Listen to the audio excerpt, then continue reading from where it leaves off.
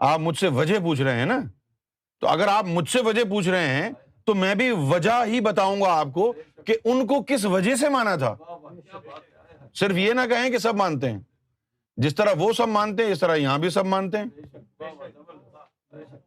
آج کے دور میں لاکھوں انسان سیدنا گوہر شاہی کو، کوئی امام مہدی مانتا ہے، کوئی کال کی اوتار مانتا ہے، کوئی مسیح مانتا ہے. مان رہے ہیں ماننے والے.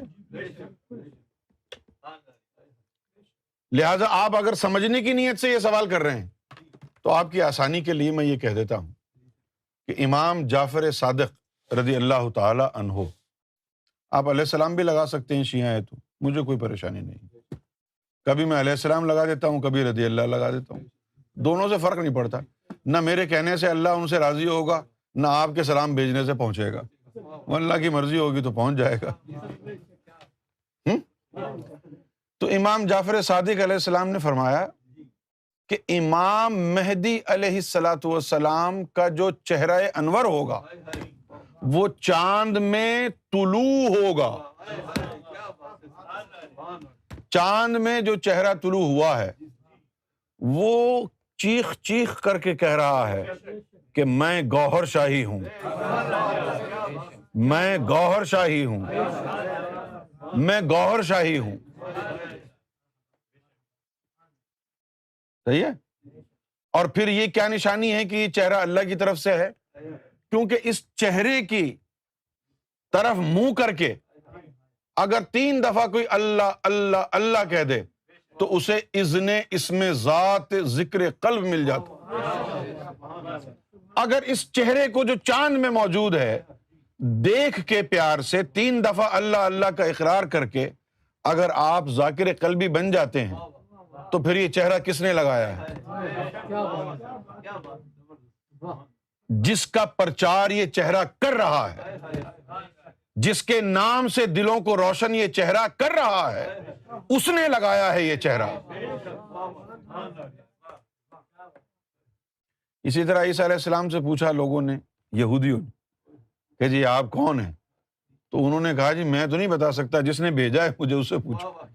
تم بھی بڑے عالم ہو نا، راہب ہو نا، کرو نمبر ملاؤ اللہ کا، ہے نا تمہاری رسائی، اس سے پوچھو میں کون ہوں.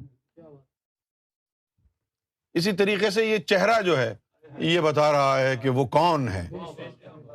یہ وہی چہرہ ہے جس کی قرآن نے قسم کھائی ہے اور فرمایا ہے کہ سب کچھ فانی ہے، باقی جو بچے گا وہ بچ جائے گا تیرے رب ذوالجلال کا چہرہ.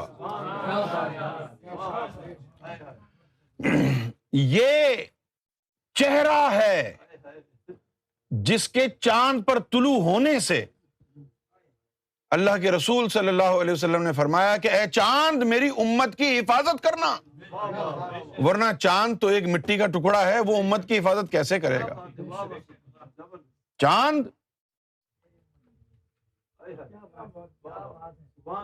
ان پر رحمتیں رکھنا. اور پھر فرمایا کہ جب بھی نیا چاند نکلے امتیوں کو کہا تو اس کو دیکھ کے ایمان کی سلامتی مانگنا. جب بھی نیا چاند نکلے تو اس کو دیکھ کے اپنے ایمان کی سلامتی مانگنا. سب کی سمجھ میں آ گئی یہ کہانی. پتا پتا بوٹا بوٹا حال ہمارا جانے، جانے نہ جانے گل ہی نہ جانے، باغ تو سارا جانے ہے. یہیں آ کے پھنس گئے. اب جب امام جعفر نے کہہ دیا تو ہم نے تو مان لیا بھائی ان کی بات کو. آپ نہیں مان رہے تو آپ کی مرضی، نہ مانے.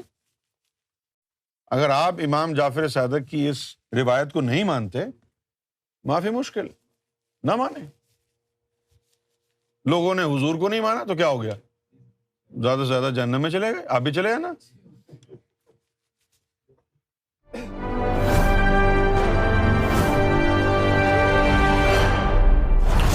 TV, bringing light, love, and peace in your life.